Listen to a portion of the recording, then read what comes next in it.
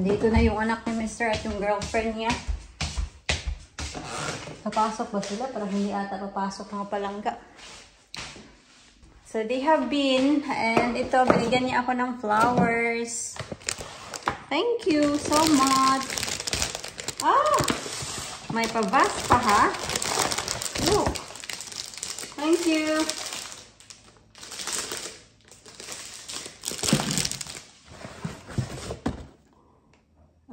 Okay. Ano naman to?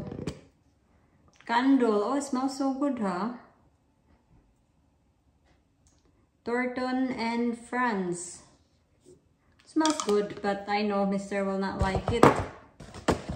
And that's my card. Thank you so much. Belated na to. You see, belated na to kasi ano na? Ilang days na yung nakaraan. I-save to natin kasi sayang yung paper bag. There you go.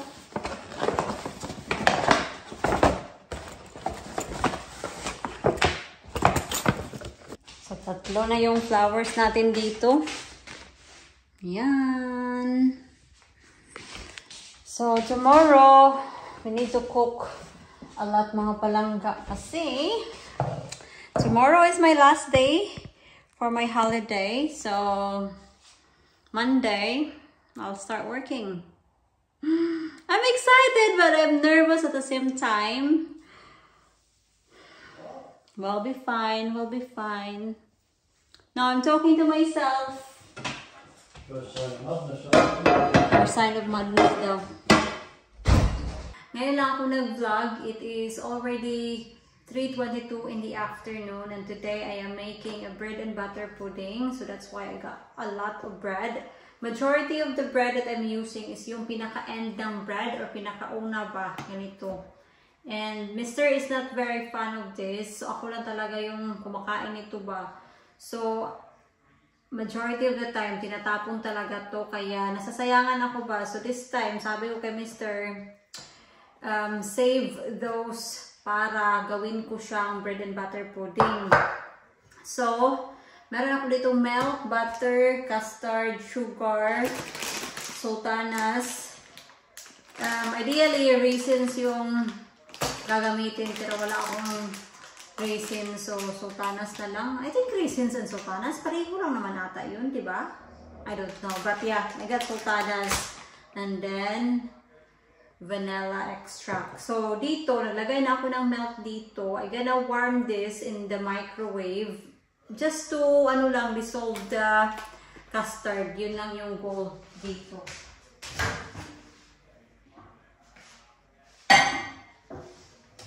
Ilalagay ko siya for 1 minute or no, 30 seconds lang.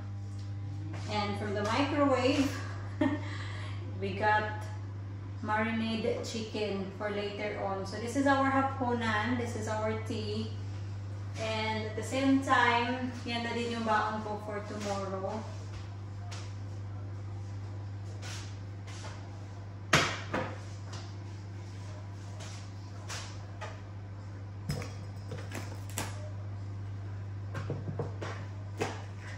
Oh, I forgot to mention, we got egg as well.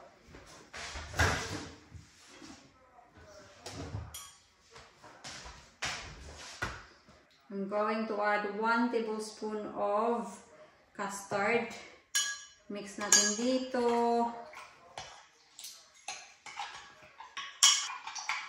Preheat ko lang yung oven. Nakasetting yung oven to 170 degrees.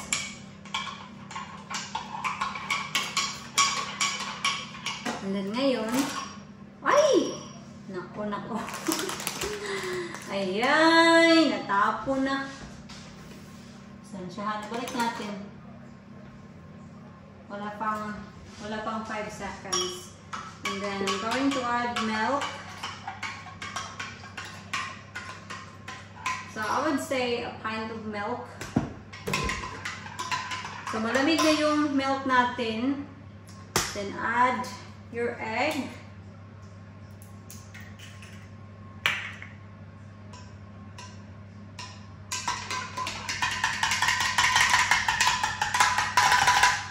going to use a whisk kasi yung egg hindi talaga siya na whisk ng mabuti. Look, tingnan nyo. That's what it looks like at the moment. Yan.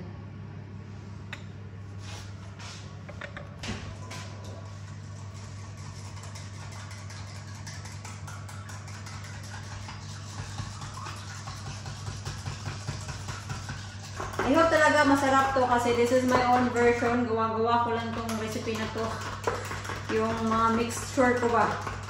Wala akong tinalong recipe.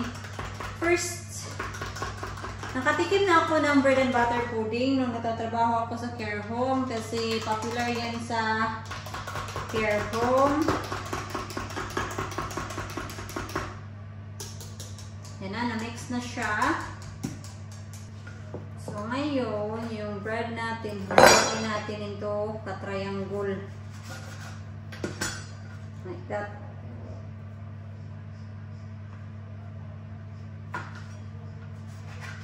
Meron pa lang isa na hindi siya crust.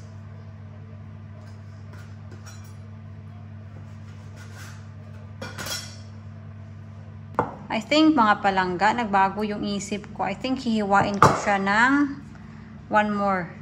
Yeah? I think so.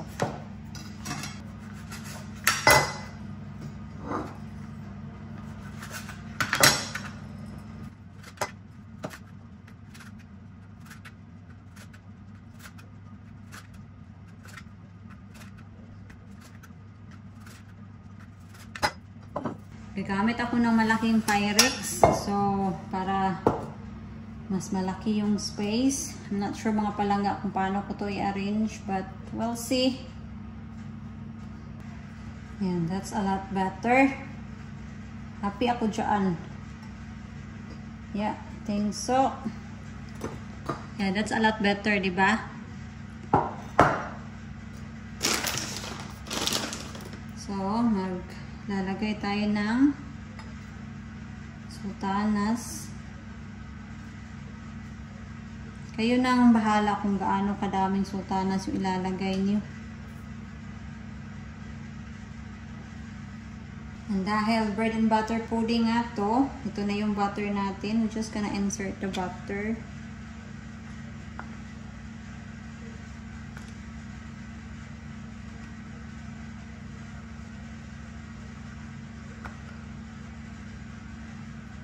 So, kayo na yung bahala. Kasi some of the videos na napanood ko, they melt the butter and then dinip nila yung bread. But some people din, ang ginawa nila is ginaganito nila.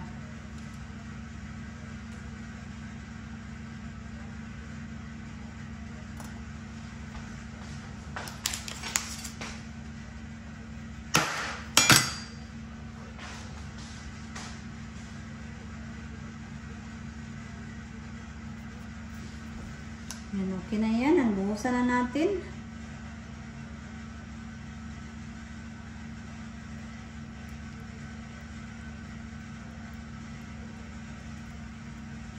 So, nag-add ako ng another mixture. Same lang din. Apart from this time, nilagyan ko siya ng sugar.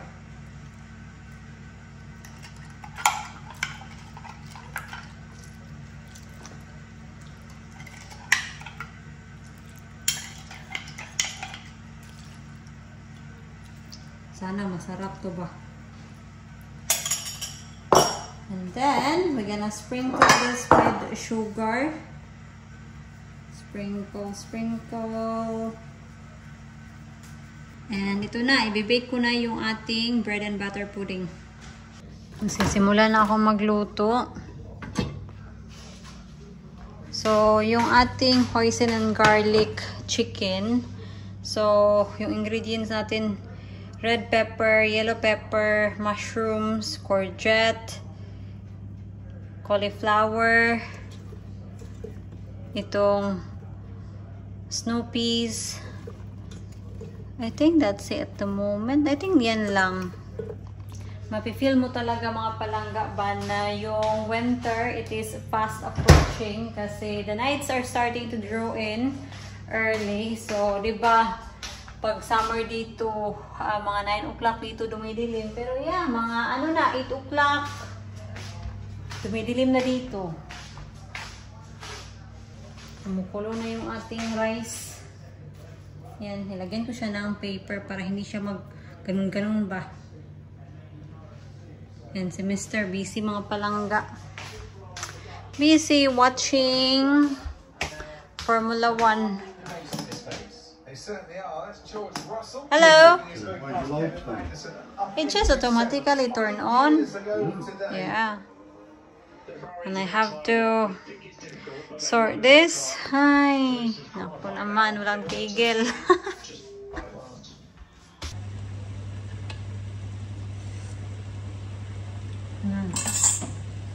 Lagyan ko lang siya ng kaunting pepper. And then salt. And kaunting toyo.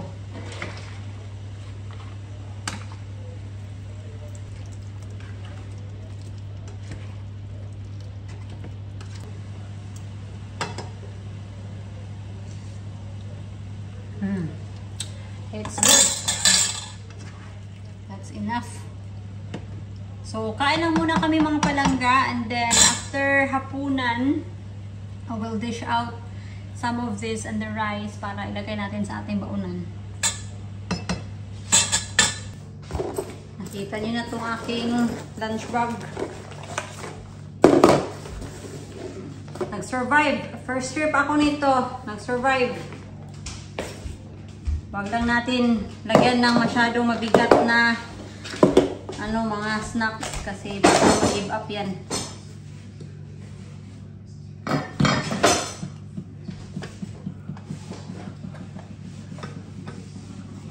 Dito ko lalagay yung rice.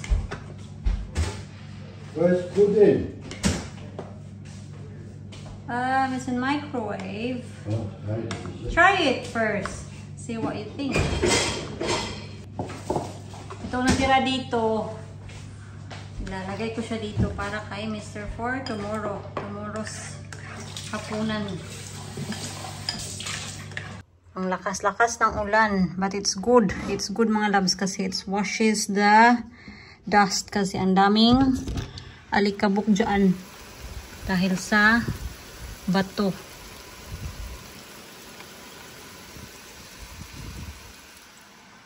Hopefully, hindi naman siguro mag-overnight tong rain, no?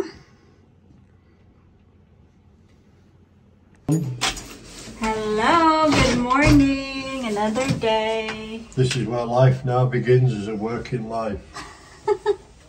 Definitely. See you, mister. Bye-bye. I love you. Love you too, darling. Bye-bye. I will. I did kiss you. There's Robbie. Where's the rabbit? Yeah. It's gone on the pallets here. Ah, okay. So that's it mga loves. Working life begins. Kung si Mr. pa.